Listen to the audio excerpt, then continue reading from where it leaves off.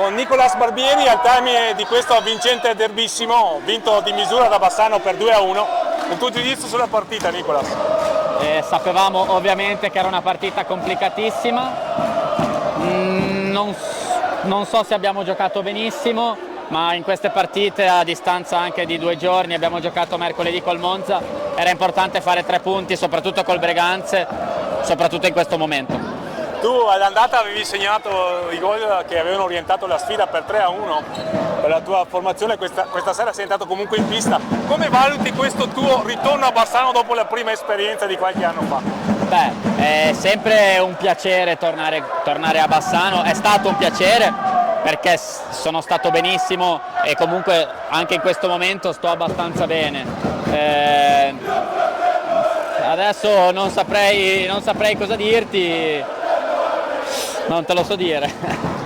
Beh, forse è semplicemente prematuro, voi proseguite il vostro cammino per conquistare a questo punto una griglia dei playoff, no? Sì, ci proviamo, sarà molto complicato, però in questo momento a me non piace andare troppo avanti, guardiamo partita per partita e vediamo cosa esce tra un po'.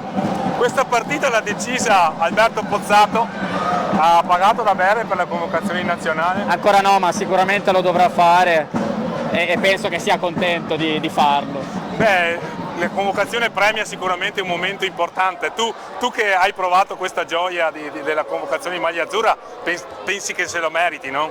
Sì, è un ragazzo umile che lavora tanto e penso che in questo momento sia meritatissima la convocazione, lo sta dimostrando in pista e in allenamento dove molti non possono vederlo, ma io posso confermare che dà veramente tutto ed è un bravissimo ragazzo. Ci hai giocato, condividono gli stessi colori sociali, Bassano e Lodi, è importante sicuramente il seguito che questo sport ha nelle due città, no?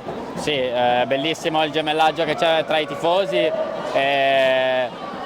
In questo momento io sono contento qui, sono stato benissimo a Lodi, quindi sarò sempre un loro tifoso, ma in questo momento io sono qui e sono contento. Per Bassano. Grazie Nicolas.